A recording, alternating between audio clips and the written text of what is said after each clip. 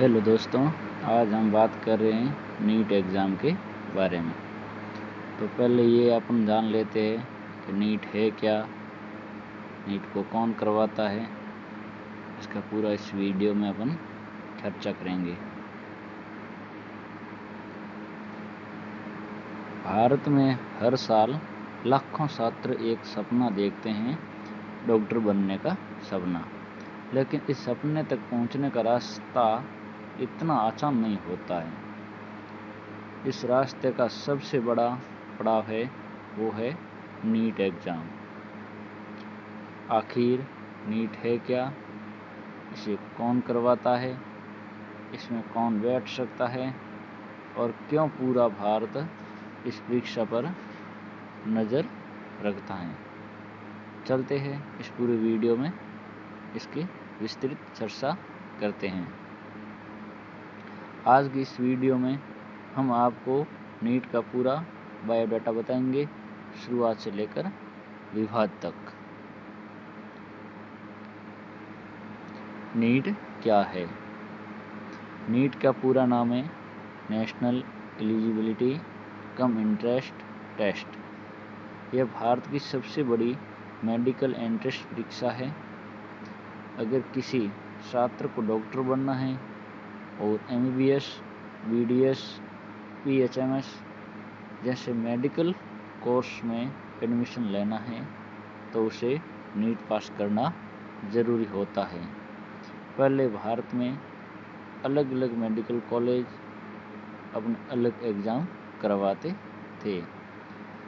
AIIMS का अलग paper, JIPMER का अलग पेपर और राज्यों के अलग एंट्रेंस। लेकिन बाद में सरकार ने कहा एक देश एक मेडिकल एंट्रेंस और फिर शुरू हुआ नीट। नीट कौन करवाता है? अब सबसे बड़ा सवाल, नीट करवाता कौन है? इस परीक्षा को करवाती है भारत सरकार की एक संस्था है जिसका नाम है NTA यानी नेशनल टेस्टिंग एजेंसी। NTA को भारत सरकार के शिक्षा मंत्रालय ने बनाया था ताकि बड़े देश की बड़ी बड़ी परीक्षाएं पारदर्शी तरीके से हो सकें। NTA सिर्फ नीट ही नहीं करवाती बल्कि JEE, CUET जैसी बड़ी परीक्षा भी करवाती हैं। नीट का पूरा सिस्टम NTA संभालती है। फॉर्म जारी करना, एडमिट कार्ड, परीक्षा केंद्र, रिजल्ट, मेरिट लिस्ट, सब कुछ। अब अपन बात करते हैं नीट में कौन बैठ सकता है। अब बात करते हैं योग्यता की। अगर कोई छात्र नीट देना चाहते हैं तो उसने 12वीं में फिजिक्स, केमिस्ट्री और बायोलॉजी पढ़ी होनी चाहिए।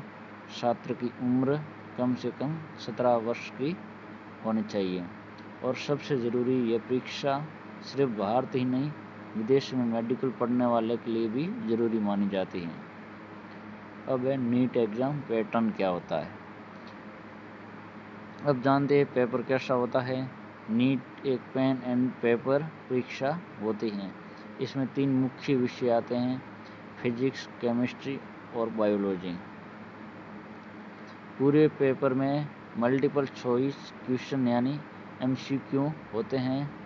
हर सही उत्तर पर 4 नंबर मिलते हैं और गलत उत्तर पर नेगेटिव मार्किंग भी है, वो 1 नंबर कटता है। यानी यहाँ सिर्फ पढ़ाई नहीं, दिमाग और टाइम मैनेजमेंट भी ज़रूरी है। नीट इतना कठिन क्यों माना जाता है? भारत में हर साल लगभग 20 लाख से ज़्यादा छात्र नीट देते हैं, लेकिन सरकारी मेडिकल सीटें बहुत कम हैं। यानी लाखों छात्रों में से केवल कुछ हज़ार छात्रों का सपना पूरा हो पाता है।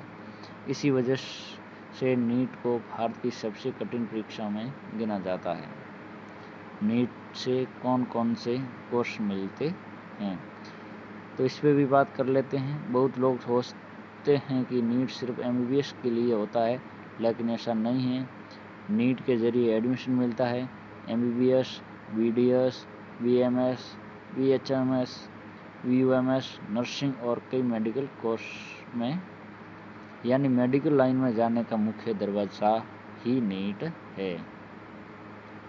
और इसी बीच में जो हाल ही में नीट का जो विवाद चल रहा है वो बात ये है कि जिसकी वजह से हर साल नीट खबरें में रहती है।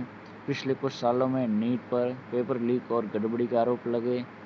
2026 में भी नीट परीक्षा को लेकर विवाद सामने आए और जांच शुरू हुई। कुछ छात्रों ने कहा मेहनत करने वालों के साथ अन्याय हुआ।